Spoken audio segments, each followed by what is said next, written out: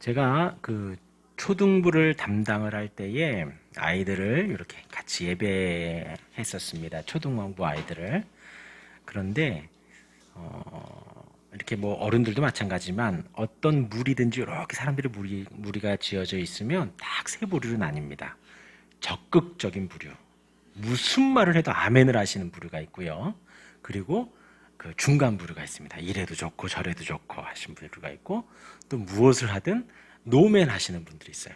내가 무슨 바른 말을 해도 아니다, 법이었다, 그런. 근데 아이들도 그런 아이들이 똑같아요. 아이들도 그 3분의 1은 앞에서 앉아서 율동도 열심히 하고 말씀드릴 때 졸지도 않고 막 그럽니다. 그리고 나머지 또 중간은 또 이래도 흥 저래도 흥. 근데 이제 어린 아이들이기 때문에 말 잘 듣죠. 그리고 또 나머지 그 3분의 1은 가히 뭐 어떻게 통제를 할 수가 없는 아이들이에요. 그나마 어른들은 노멘 뭐 이렇게 좀 뭐 의견이 다릅니다 이렇게 정중하게라도 하죠. 어른들은. 아이들은요, 뛰어다니고 날아다니고 앞으로 왔다가 뒤로 왔다가 예배가 전혀 되지가 않아요. 그 중에 한 아이가 있었는데 정말 그런 아이였어요. 정말 교회가 오면 자유로운 아이였어요. 예배에 뭐 전혀 신경 안 쓰고 막 뛰어다니는 거예요. 그래서 저 아이는 되게 활발하구나. 그런데 그 아이의 엄마를 만났습니다. 그래서 이제 저는 저의 고충을 이야기를 하려고 아이가 예배 시간에 그 이야기를 딱 하려고 했는데 그 어머니가 먼저 선수를 치시는 거예요. 우리 아이가 아주 성령이 충만하다는 거예요.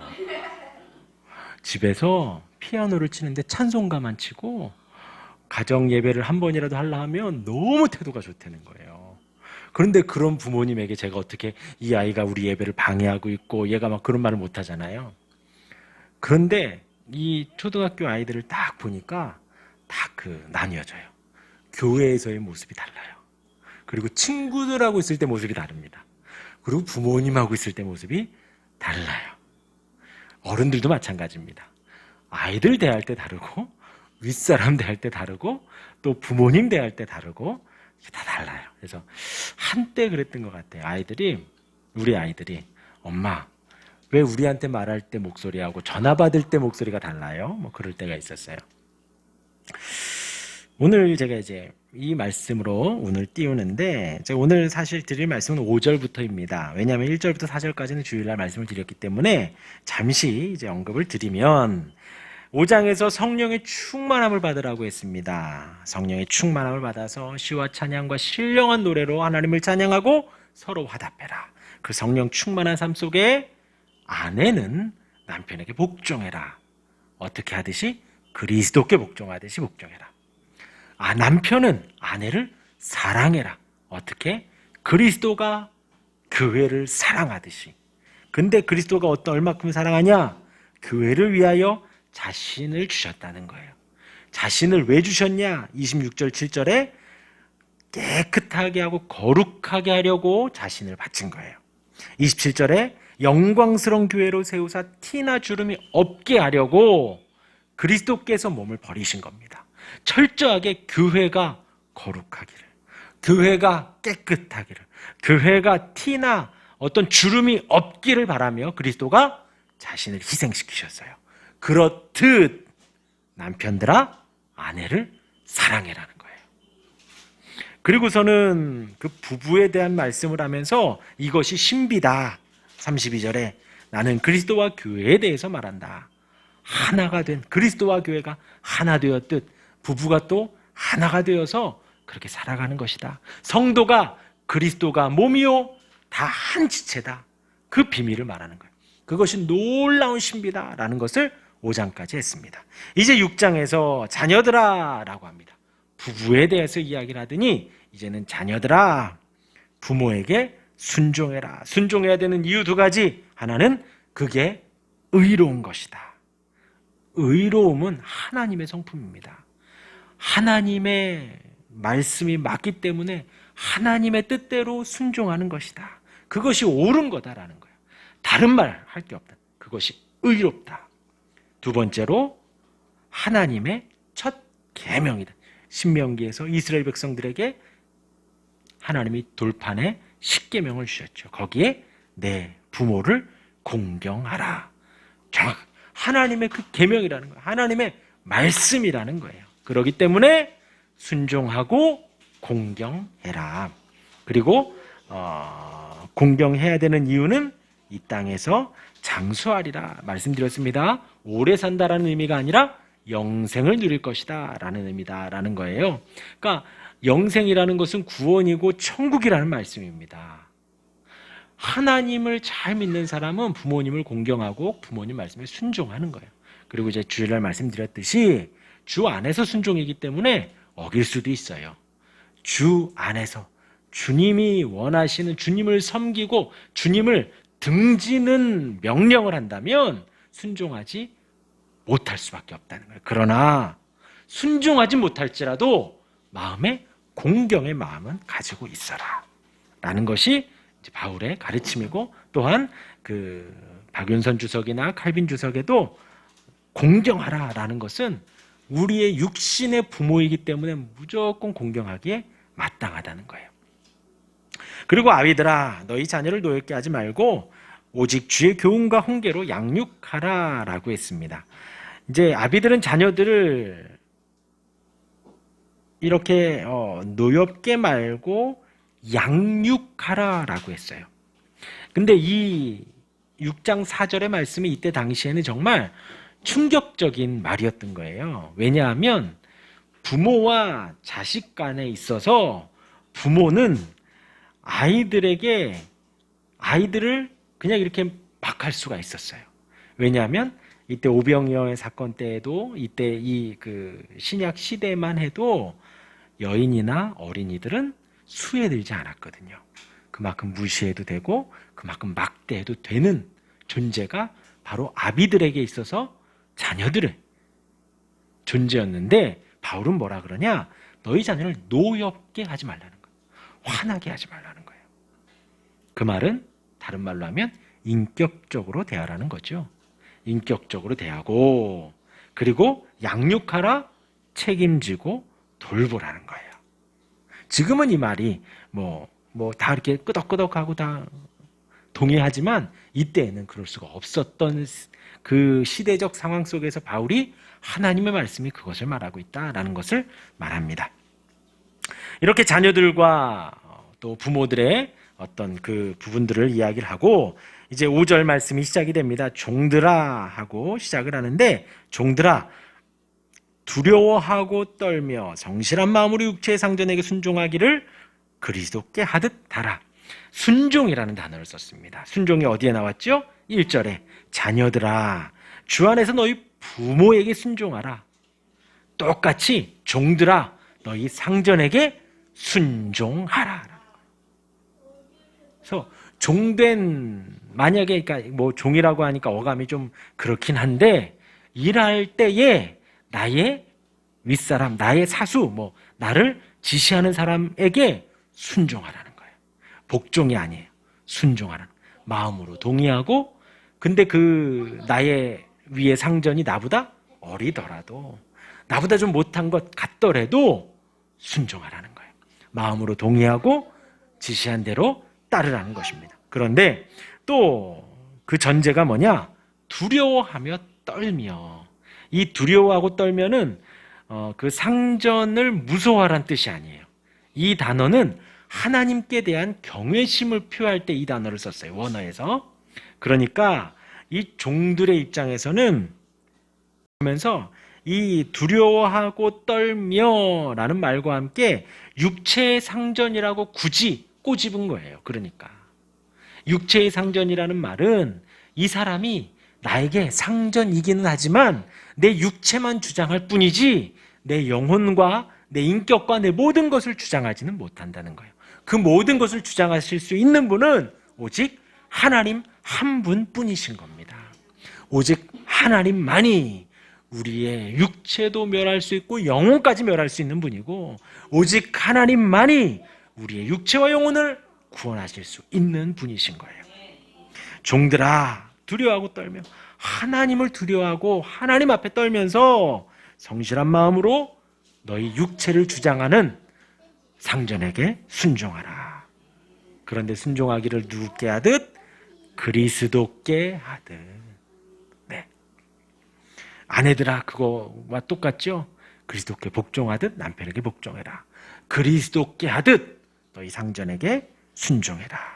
6절에 더 구체적으로 말합니다. 6절 같이 읽겠습니다.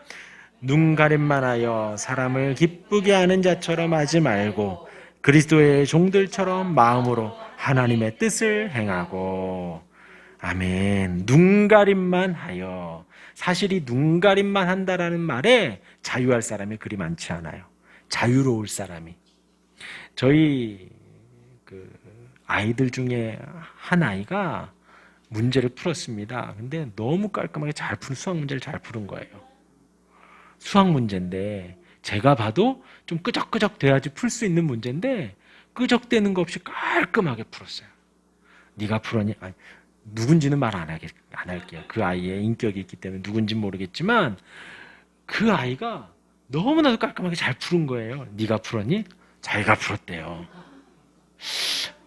사실대로 말해. 네가 풀었니? 자기가 풀었대요. 그런데 채점을 하다 보니까 하나씩 밀린 거예요. 그래서 다시 물었습니다. 네가 풀었니? 자기가 풀었대요 또. 그래서 제가 여지를 뒀습니다. 지금 사실을 말하면 안 혼내겠다. 네가 풀었니? 아니요. 답지를 받습니다 그러더라고요. 그래서 제가 혼냈을까요? 안 혼냈을까요? 안 혼냈어요. 약속을 했기 때문에. 그리고 저 혼자 한 이틀 괴로워했습니다. 우리 하율이가 우리 아이가 거짓말을 했구나 하는 말에. 그렇죠. 부모를 속일 수는 있어요. 그리고 상전을 속일 수는 있습니다. 눈가림 잘할 수 있어요. 앞에서 내가 한 것처럼 성실하게 한 것처럼 이렇게 포장할 수 있습니다. 그런데 그것은 사람을 기쁘게 하는 거예요. 근데 그렇게 하지 말고 그리스도의 종들처럼 마음으로 하나님의 뜻을 행하라는 거예요. 지금 허락된 그 자리가 하나님이 허락하신 자리인 거예요. 그것이 우리에게 있어서 너무나도 중요한 일입니다. 지금 있는 자리가 어찌하다 보니까 우연으로 온 거야. 지금 있는 내 자리가 내가 실수해서 이 자리에 있는 거야. 누가 나한테 이렇게 해서 한 거야. 저렇게 해서 한 거야. 라고 해버리면 이 세상은 불만투성이에요. 그런데 사실은 진실은 그렇지 않거든요. 내가 지금 이 자리에 있는 것은 살아계신 하나님이 나를 그 자리에 보내신 거예요. 우리가 이 자리에 있는 것은 하나님의 그 깊으신 뜻과 넓은 지혜 속에 나에게 허락하신 것입니다. 지금 이 일하는 환경, 가정의 환경, 예배의 환경, 모든 환경이 하나님이 주신 거예요. 마음으로 하나님의 뜻을 행해야 되는 거예요. 그 자리가 설거지하는 자리이든 그 자리가 사람들보다 조금 높은 지위에서 부리는 자리건 혹은 그 자리가 가장 밑바닥에서 모든 허들의 잡일을 하는 일이건 간에 하나님이 허락하신 그 자리이기 때문에 마음을 다해서 눈가림만 하지 말고 사람을 기쁘시게 하지 말고 하나님을 기쁘시게 하며 하나님의 뜻임을 아멘으로 믿으며 마음으로 순종하라는 것입니다. 우리 7절 읽습니다. 시작. 기쁜 마음으로 섬기기를 주께 하듯 하고 사람들에게 하듯 하지 말라. 할렐루야. 아멘. 기쁜 마음으로. 이 기쁜 마음이요. 계속 말씀드리지만 감사하라 했을 때에 감사해야지. 안 그러셔도 돼요. 기쁜 마음으로 하라. 그러니까 내가 기뻐해야지. 안 그러셔도 돼요. 우리 주님을 묵상하면 기뻐집니다. 나를 사랑하시는 주님을 묵상하면 감사가 넘칠 수밖에 없어요. 그쵸? 지금 내가 이걸 해야 돼? 근데 가만히 하던 걸 멈추고 우리 주님이 받으신 고난과 나를 구원하시기 위해서 손과 발에 대못을 박으신 그 주님의 죽으심을 생각을 하면 마음 안에 감사가 넘치게 됩니다. 기쁨이 넘치게 돼요. 주님이 우리의 마음을 지켜주시고 주님이 우리에게 기쁨을 주시게 됩니다. 이어서 8절에 이는 각 사람이 무슨 선을 행하든지 종이나 자유인이나 주께로부터 그대로 받을 줄을 알미라. 각 사람이 행한 것에 하나님이 그대로 갚아 주신다는 거예요. 저 위에 뭐 사장 자리에 있던, 저 밑에 말단 직원 자리에 있던, 저기 뭐 팀장 자리에 있던, 뭐 어디 자리에 있던, 그건 중요하지 않다는 거예요. 그 자리에서 하나님 앞에 선을 행하고 하나님 말씀에 아멘하며 하나님을 기쁨으로 감사함으로 할 때 하나님이 그대로 갚아주시고 그대로 주신다는 거예요. 그러니까 우리가 죽게 하듯 하라는 것입니다. 죽게 하듯 안 하면 받을 수가 없죠. 죽게 하듯 하라는 거예요. 그리고 이제 상전들아 나옵니다. 우리 9절 같이 읽겠습니다. 상전들아 너희도 그들에게 이와 같이 하고 위협을 그치라. 이는 그들과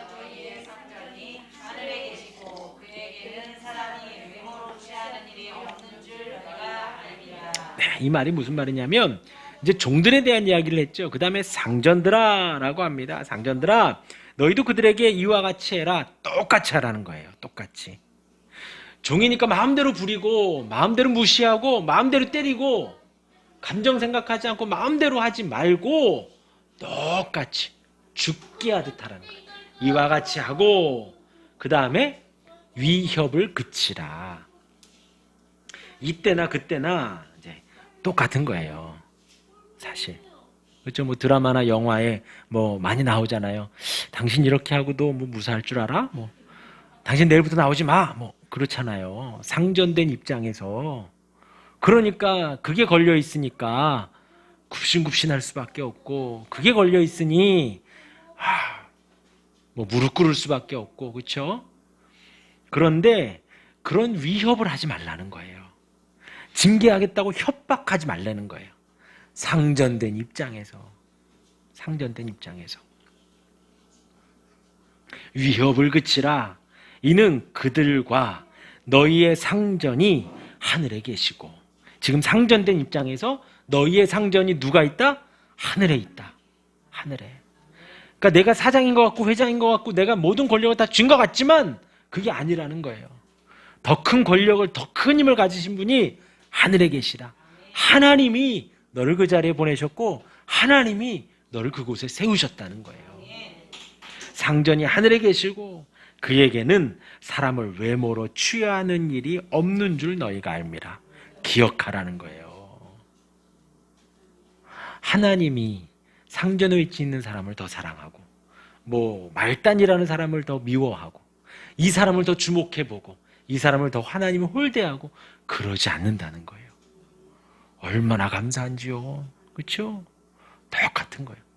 우리 9평에 있나 900평에 있나 하나님이 똑같이 보는 거예요. 우리가 지금 이 자리에 있나 이 일을 하나 큰 일을 하나 뭐 큰 일 작은 일이 어디 있어요. 하나님 앞에 똑같다는 거예요. 뭐 63빌딩이나 아니면은 저기 잠실에 있는 높은 그 롯데 타워 가보셨지만 그 위에서 보면 밑에 똑같아요.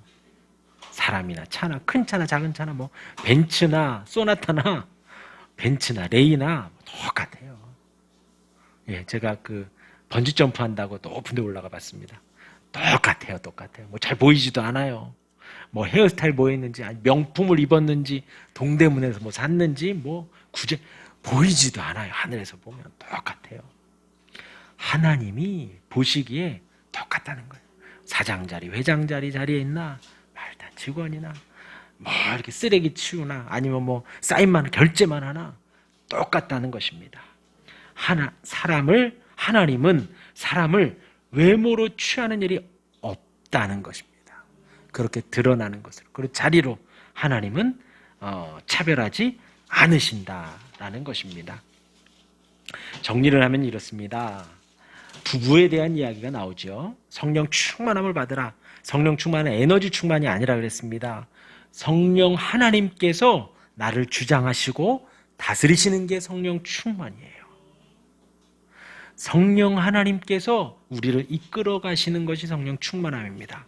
그 성령 충만함을 받으라 그랬습니다. 그리고 아내들아 남편에게 복종해라.